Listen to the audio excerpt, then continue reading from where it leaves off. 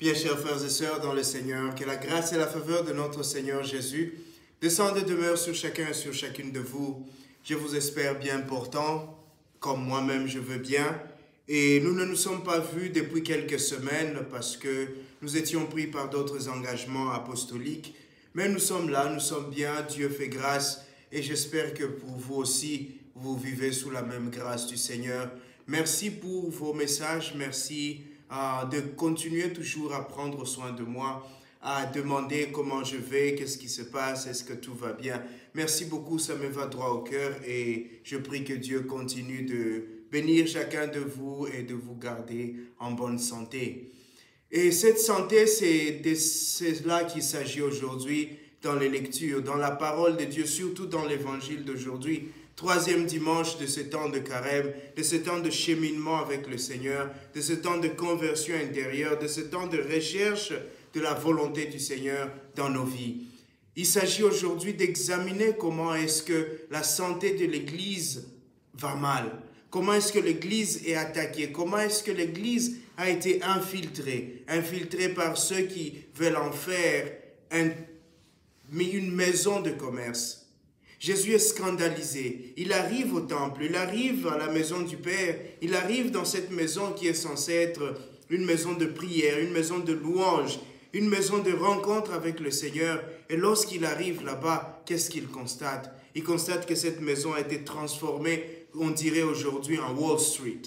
Cette maison a été transformée en paradis fiscal. Cette maison a été transformée en un supermarché. Et voilà qu'il y a des gens qui vendent partout, il y a du bruit, il y a des gens qui passent, des animaux qui font ça et là, de l'argent qui circule. C'est une grande mafia qui s'organise dans l'église ou dans le temple. Et Jésus n'est pas seulement stupéfait, il n'est pas seulement choqué, il est en colère. Il est fâché et certains diraient, il a la sainte colère. Cette colère pour le bien, cette colère pour la justice, cette colère pour que les choses changent et les choses aillent pour le bon.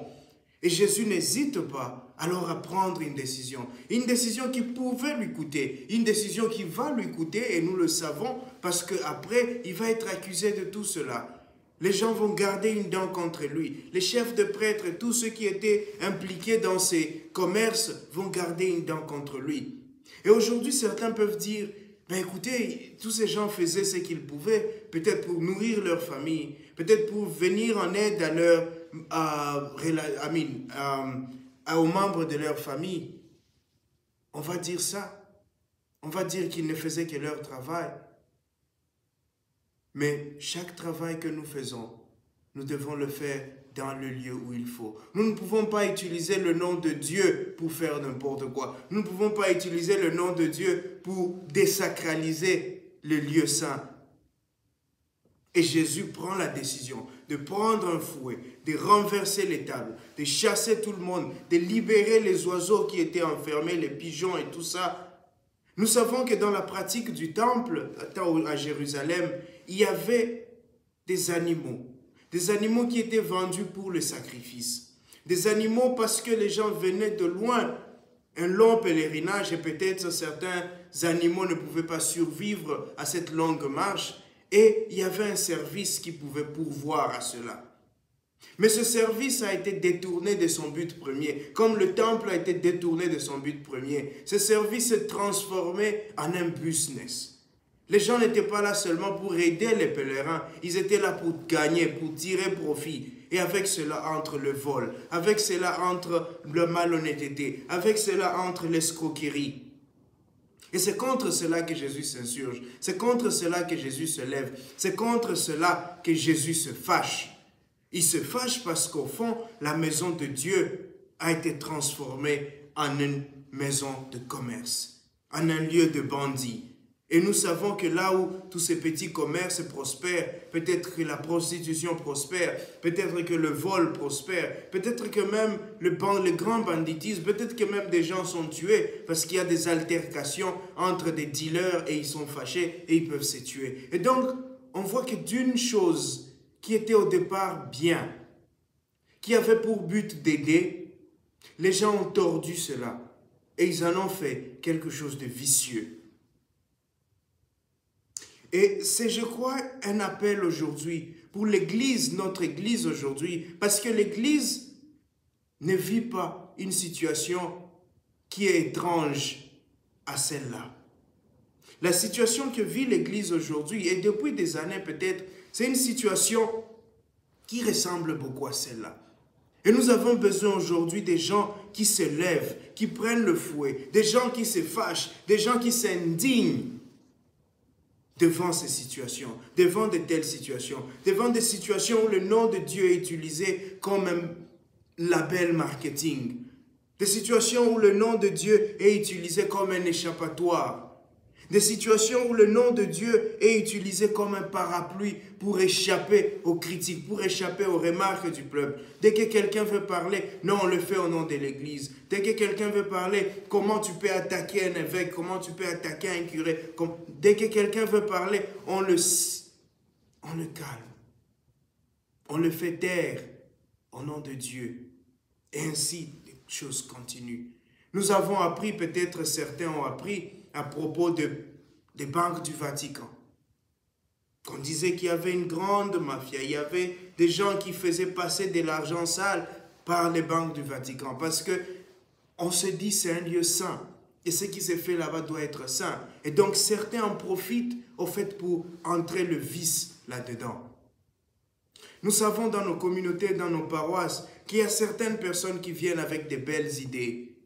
Dans nos diocèses, il y a beaucoup de gens qui ont des belles idées, beaucoup de gens qui veulent faire le bien, mais il y en a toujours qui détournent ce bien. Il y en a toujours qui tordent ce bien pour en faire quelque chose de vicieux, quelque chose de mauvais. On a des choses qu'on appelle la caritas dans nos paroisses, dans nos diocèses.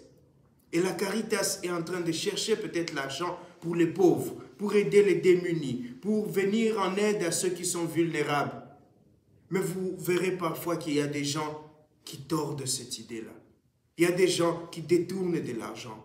Il y a des gens qui se servent de cette structure du bien pour faire le mal. Et c'est contre ce gens-là que Jésus s'insurge aujourd'hui. C'est contre peut-être ces prêtres-là que Jésus s'insurge. Contre ces évêques-là que Jésus s'insurge. Contre ces fidèles chrétiens que Jésus s'insurge aujourd'hui. Et qui nous appelle aussi à nous lever et à parler. À nous lever et à dire la vérité. À nous lever et à reprocher cela à toutes ces personnes. Nous ne pouvons pas utiliser le nom de Dieu comme excuse pour faire le mal. Nous ne pouvons pas utiliser le nom de Dieu comme parapluie pour couvrir nos bêtises. Nous ne pouvons pas utiliser le nom de Dieu comme échappatoire pour ne pas rendre compte au peuple de Dieu. Si nous occupons un poste de responsabilité, si nous avons été appelés par Dieu à servir le peuple, alors servons le peuple. Servons le peuple dans l'honnêteté, la dignité. Et à nous qui sommes fidèles chrétiens, nous sommes membres de l'Église. Nous avons été baptisés, nous avons été accueillis dans l'Église pour servir l'Église dans l'honnêteté et dans la dignité. Et si nous nous retrouvons dans certains trafics, si nous nous retrouvons dans certaines magouilles, alors aujourd'hui Jésus nous dit, nous aussi, il va nous fouetter. Nous aussi, il va nous chasser de son Église. Nous aussi, il va nous chasser de la maison du Père, parce que cette maison, c'est une maison de prière. Cette maison, c'est une maison de joie, une maison de paix, une maison de vérité. Nous venons dans la maison de Dieu. Nous venons à l'église pour chercher la vérité, pour chercher la lumière, et non pas pour gagner de l'argent, et non pas pour trafiquer, et non pas pour devenir, je ne sais pas. Et donc aujourd'hui, c'est un appel, chers frères et chères sœurs. Lorsque nous regardons notre Église, c'est un appel à chacun de nous. Nous entendons des critiques ici et là sur le train de vie de certaines personnes dans l'Église. Nous entendons des critiques sur comment est-ce que nous maltraitons nos propres frères et sœurs dans l'Église parce qu'ils ont osé dire la vérité, parce qu'ils ont osé reprocher quelque chose de mal. Nous entendons aujourd'hui les critiques parce que nous ne respectons plus ces commandements que le Seigneur nous donne aujourd'hui dans la première lecture. Nous ne faisons plus saint le nom de Dieu. Nous ne respectons plus le jour du sabbat ou le dimanche ou le jour du Seigneur. Nous ne respectons plus toutes ces prescriptions du Seigneur. Nous tuons dans l'Église. Nous commettons l'adultère dans l'Église. Nous volons dans l'Église. Nous prenons les femmes d'autrui dans l'Église. Nous convoitons les biens des gens dans l'Église. Le Seigneur nous appelle à nous interroger pendant ce temps de carême, à faire un examen de conscience, à nous demander où est-ce que nous en sommes dans notre relation à la maison du Père. Où est-ce que nous en sommes dans notre considération de ce que représente pour nous l'Église? Où est-ce que nous en sommes dans notre travail de restaurer la dignité de l'Église, la beauté de l'Église, l'image de l'Église, cette image que Jésus a voulu de son Église? Paul nous dira, il l'a voulu sainte et sans tache. Et si je suis celui qui est en train de tacher l'Église, si je suis celui qui est en train d'assombrir l'image de l'Église, alors, chers frères, chères sœurs, il est temps que je m'interroge. Il est temps que je m'examine et il est temps que je fasse ma confession. Il est temps que je revienne à Dieu. Il est temps que je me lève et que je m'insurge, que je m'indigne devant ce qui se passe, devant toutes les injustices, devant tous les vols, devant toutes les malhonnêtetés, devant toutes les escroqueries. Il est temps que nous nous levons. Il est temps que nous disions la vérité. Il est temps que nous redevenions Église. Il est temps, comme dit l'Évangile d'aujourd'hui, que la maison du Père fasse notre tourment. Que le Seigneur nous donne la grâce d'être des chrétiens, des hommes et des femmes prêts à défendre l'Église, des hommes et des femmes prêts à se battre pour la vérité. Que le Seigneur nous donne le courage de dire la vérité et le courage d'être des personnes vraies. Qu'il nous donne ces grâces aujourd'hui et tous les jours. Amen.